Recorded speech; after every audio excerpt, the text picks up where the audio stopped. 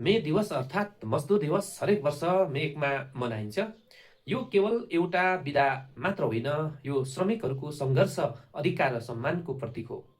यसको इतिहास सन् 1986 मा अमेरिकाको सिकागोमा भएको आन्दोलनसँग जोडिएको छ। त्यति बेला मजदुरहरूलाई दिनको 12 देखि 16 घण्टासम्म काम गर्न बाध्य बनाइन्थ्यो।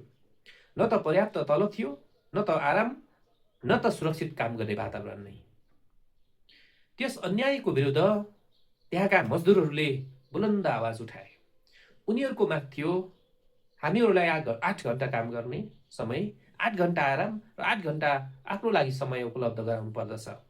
यो केवल माग मात्र थिएन, सम्मानित जीवन बाँच्ने अधिकारको आवाज थियो। तर त्यो आन्दोलन हिंसात्मक बन्यो र धेरै मजदुरहरूले आफ्नो ज्यान गुमाए। उनीहरूको त्यो बलिदान वास्तवमा व्यर्थ गएन। आज धेरै मजदुरहरूले पाउने धेरै श्रमिक अधिकारहरू त्यही सङ्घर्षका परिणामहरू हुन्।